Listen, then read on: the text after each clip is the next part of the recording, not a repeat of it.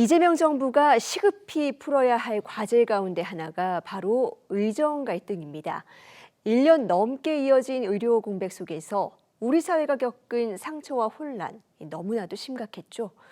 오늘 국회에선 이 의료개혁의 방향을 책임질 보건복지부 장관 후보자에 대한 인사청문회가 열렸는데요. 어떤 해법과 구상이 제시됐는지 취재기자와 자세히 짚어보겠습니다. 서진석 기자 나와 있습니다. 어서 오세요. 안녕하십니까. 네. 오늘 청문회 마지막 날이었는데 오전부터 또 파행과 잡음 끊이지 않았던 것 같습니다. 지금까지 어떻게 진행이 되고 있습니까? 네, 말씀처럼 정은경 보건복지부 장관 후보자에 대한 국회 인사청문회는 여야 충돌로 시작한 지 40분 만에 정회됐습니다. 오전 10시 4분쯤 청문회가 시작되자마자 여야 의원들은 정 후보자 배우자의 주식과 농지법 위반 관련 의혹에 대한 자료 제출을 두고 고성과 함께 설전을 벌인 건데요. 우선 야당 의원들은 후보자 배우자가 소유한 강원도 평창군 농지를 지인이 관리했지만 이 농지 직불금은 배우자가 받았다고 지적했습니다. 또 코로나 시기 질병관리청장으로 재직할 당시 배우자가 코로나19 관련 주식을 보유했다는 의혹을 제기했습니다.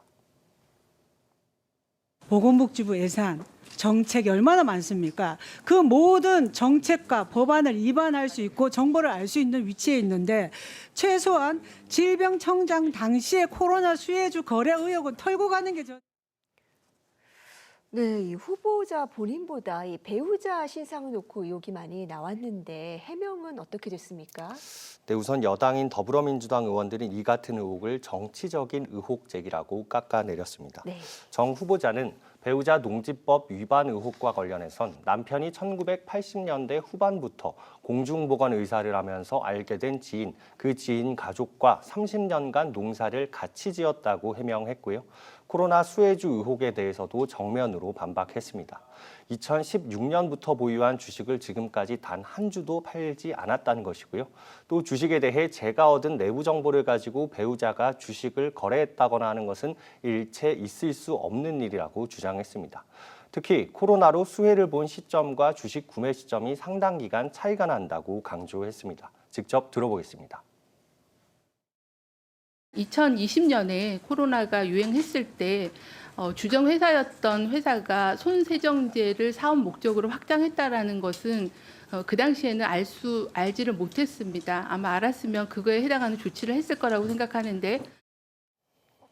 네, 도덕성 검증도 중요하겠지만 정책 검증도 굉장히 중요한 자리 아니겠습니까? 지금 아무래도 가장 중요한 현안이 의정 갈등인데, 자, 의대 증원이나 전공의 복귀 같은 교육 현안 어떻게 얘기를 했습니까? 네, 오후 질의에서 관련 논의가 주로 이루어졌는데요. 지난 정부의 의대 정원 2,000명 증원 정책에 대해 후보자는 신뢰가 깨진 게 가장 큰 문제라고 지적했습니다. 때문에 더 투명하고 민주적인 거버넌스, 의사뿐 아니라 환자 등 다양한 주체가 논의에 참여하는 구조를 만들겠다고 약속했습니다. 의대 정원에 대해선 의료인력 추계위원회를 두고 거기서 지역별 또는 과목별로 의사 정원을 추계하게 되어 있다고 답했습니다. 또 전공의들이 복귀하는 문제에 대해서도 신속하게 대응하겠다고 강조했는데요. 당장 이달 말부터 전공의 모집이 시작되는 만큼 전공의들과 수련을 담당하는 병원 그리고 각종 위원회와 논의를 시작하겠다고 밝혔습니다. 특히 정 후보자는 단순히 전공의들이 복귀하는 것을 넘어 수련협의체를 통해 수련 환경을 개선하고 질 높은 수련을 보장하겠다고 말했습니다. 네, 이 의대 문제가 의료 현장은 물론이고 교육 현장에도 미치는 폐해가 상당히 많았습니다. 당장 이 취임 후 현황이 산적한데 잘 풀어갔으면 좋겠고요. 이재명 대통령의 지역의대 신설 공약에 대한 질의도 나왔다고요.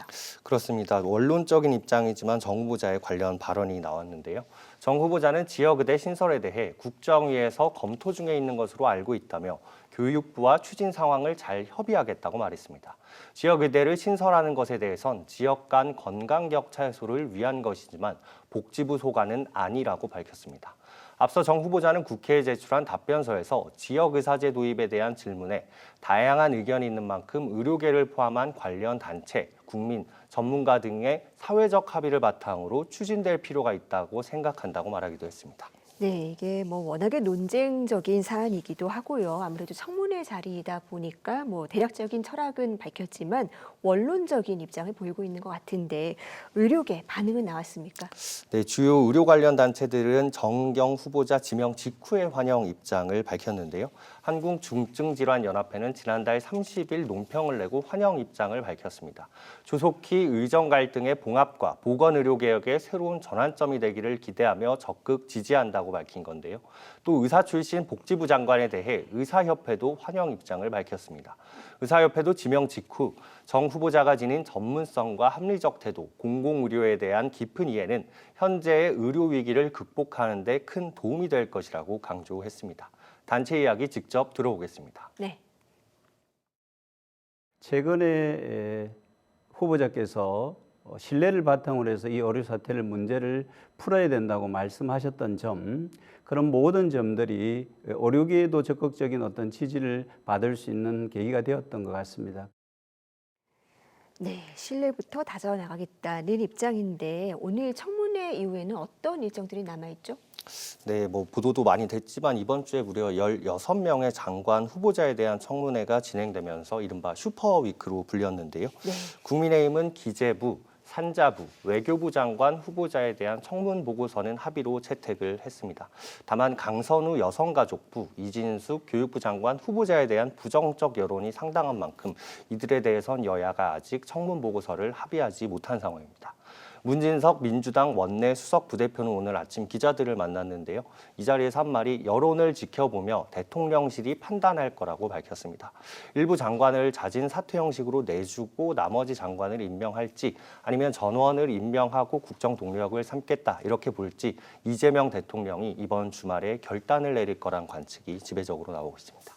네, 인사청문회로 정말 숨가쁘게 지나간 한 주였는데요. 이르면 주말께 윤곽이 나올 거라고 하던데 이 새 정부의 현안을 책임질 장관 후보들이 제대로 검증되는 기회가 됐으면 좋겠습니다.